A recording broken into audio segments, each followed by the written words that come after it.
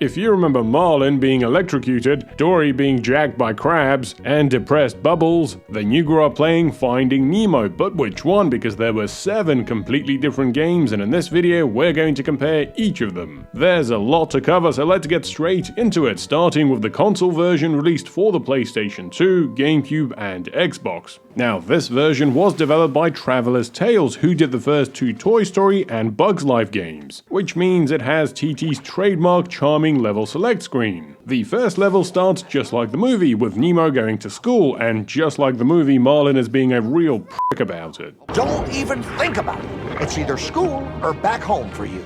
This level introduces the game's 3 major play styles. We've got the classic side-scroller, the camera over-the-shoulder perspective, and heading towards the camera. And all of these involve going through some sort of rings. You also get these little shrimp attached to you as extra life. Now, understandably, this game tries to lean towards a more non-violent approach. You get plenty of enemies, but Nemo can't exactly whip out a sword or a blaster. So you've got to put them into the bubbles and then pop them. Look, even the death screen makes sure to show you that nothing serious is happening to Nemo. God, look at this stingray, what a terrible teacher. The poor handicapped kid is desperately trying to keep up, but he doesn't give a shit. Now, I will give this game its dues in the visual department. Some of these environments look absolutely beautiful. And after the first few introductory levels, Nemo goes to touch the boat. But what we didn't see in the movie was that there were hundreds of electric eels and giant pufferfish in the way. Oh no, it's the diver! Wait, what am I supposed to do? He ends up getting caught anyway. Is this supposed to be like an artistic way from the developers to show us that some things in life are just inevitable? Swim, Nemo, swim! Don't get caught! The point of view then switches to Marlin, and you get this level where he has to find the mask. And I must say, they did a really good job of portraying the anxiety on this middle-aged fish's face. Next up is the Catching Dory level, and you know what, I'll say it, this game was way too hard for a kid's license title. And I think this level was the turning point. Back in the day, I would spend what felt like hours stuck in an endless loop trying to catch her. This is followed by a level where you have to try and catch Bruce through a minefield, and this time there are a bunch of these octopus tentacles trying to kill you. Oh, and if Bruce gets too far away, he just decides to eat you. And the next level is an escape from Bruce section, which is just a chase in reverse. But I do like all the different game over animations that they made for Marlin, and there are a lot of them because there are many things in this game that can kill you. We then get a level playing as Nemo in the fish tank. This is followed by a very dark level where you have to switch between Marlin and Dory and do a bunch of puzzles. Oh well, at least it's not a chase. Oh god damn it. Next up is the Mount Wanahakalugi initiation, and god damn, these fish really make Nemo work for it in the game. Look, it's like a full-on endurance course. This is followed by a jellyfish level, which, surprise surprise, starts as another chase. But at least the second half is this fun jumping section just like in the movie. We then get a training level with Willem Dafoe the fish, which consists of going through more rings, doing this Toy Story ball puzzle, and also doing this snail jumping section, which was also impossible growing up. You see, it requires you to time your hops just right, and if you've wasted 2 or 3 of them, then you're done for. Look, you can see the snails on the other side coming up. Plus, look, the game doesn't even give you a break after you clear the section, it's back to the rings. I can barely stand. Death does not wait for you to be ready. This is followed by the level with the tortoise. You start by looking for Dory, and then looking for the kids by flipping their parents around, which is just a different permutation of the snail game. And then of course we finish with another chase, this time through the jet stream. But to be honest, this game is based on a movie about fish swimming forward, so to be fair to the developers, they were quite limited in what they could do. We then get a level where the Green Goblin makes Nemo look for pebbles all around the tank that he can use to clog the filter. Next is a level where Dory and Marlin have to navigate the insides of the whale. You go from the small to the large intestines, making sure to avoid the stomach acids. There's even this bit where you have to jump on the warts on its tongue. Also, make sure to avoid the tiny crabs. Now, do we really need another race section at the end? What are they racing for? Who reaches the sphincter first? Unfortunately, the big escape sequence from the movie is relegated to a cutscene, and instead we get this level of Nemo swimming through the murky treatment plant. The final level has you swim around the big net, finding Dory and using her to tell the fish to swim down.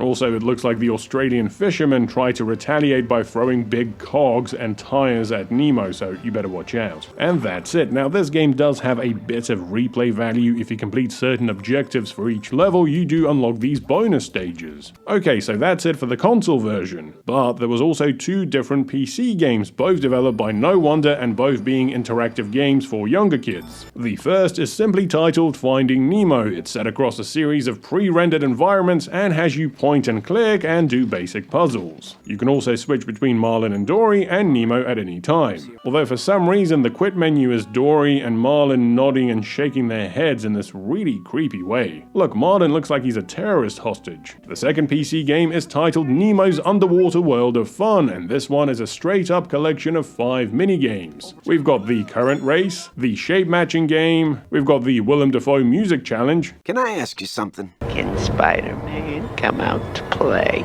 We've got Hammerhead doing one of those crooked street games, a matching game, and this one where you help Bruce stay on the straight and narrow by feeding him these green balls. But if you mess up, he will get pissed off and develop a taste for blood. Okay, let's move on to the handhelds. There were 2 games released for the Game Boy Advance. The first one came out at the same time as the console version, and it's very similar to that game. You swim around obstacles, go through rings, take down clams, break rocks, and carry pebbles. There are a total of 12 levels hitting all the main beats from the movie. You get a third-person Dory chase with more rings, a few levels of Nemo in the aquarium. Why is Willem Dafoe fish so huge in this one? There is a jellyfish level and a filter block level, although this one is actually set in the filter. Oh god, oh no, help! Just like in the console version, you also get the Crush Chase level and a Waste Treatment level. But the final level does not feature any of the fish in the net, instead Nemo has to find Marlin. Now, a year later, Disney Interactive would release Finding Nemo, the Continuing Adventures, also for Game Boy Advance. And this game actually does things a bit differently. It follows the dentist fish as they escape out into the ocean. Each of the characters has its own progression path, and each one will start in this top-down level as they try to navigate the streets of Sydney in a bag whilst avoiding spiky bushes, cars, and drain holes. Hey, fuck off, seagull. After escaping into the ocean, you're treated to a bunch of different mini-games. Bubbles' games are all bubbles-related. Look at him go from bliss to depression in the split of a second. Bloat's mini-games revolve around him being guided by Dory through dangerous obstacles. Peach is naturally a bit useless, so her mini-games just revolve around other characters pushing or carrying her. Jacques' path is just carnival mini-games like baseball and the claw machine. Deb's are simple puzzle and rhythm games. Gurgle has a whack-a-mole game, a jellyfish survival game, and my favorite, Flying Nigel while trying to avoid the seagulls. And finally, we've got Willem Dafoe Fish, whose minigames are based on classics like Pong, Tank Battle, and Breakout. Complete all the paths and you play this level as Marlin, who has to find Nemo again. And I do love Marlin's face when he gets hit in this one. Now, the final handheld Nemo game was actually released in 2006 for the Nintendo DS. And this one, titled Escape to the Big Blue, is actually kind of a remake of the last GBA game. This game also follows the dentist fish as they escape, and the first level is also the city escape, only this time in full 3D. Here is a comparison of both.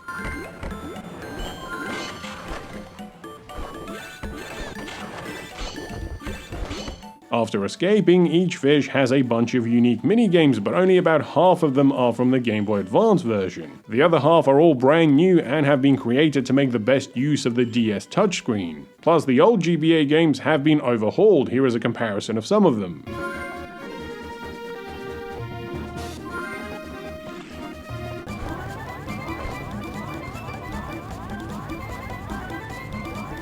What makes this game even more unusual is that in 2013, Disney would re-release it for the 3DS to promote the 3D release of the movie. And finally, a brief mention of the Java game. This is another simple side-scroller which has Marlin swimming through levels trying to avoid obstacles. And so there we have it, every Finding Nemo game. And I'll be honest, on this journey of comparing Pixar classics, this is probably the most generic licensed game entry. Luckily, once we get into The Incredibles, things get a bit more more interesting seeing as the characters have arms and legs and superpowers and don't have to swim everywhere. But that's just my take. Please let me know your memories of Finding Nemo games in the comments below. Which one was your favorite? Which was your favorite level? And how far did you get into the console game before rage quitting? As always, thanks for watching. Please consider supporting me on Patreon, and a big thanks to my existing patrons. If you've enjoyed this video, then please remember to like, subscribe, and hit the bell. Thanks for watching, and I'll see you next time.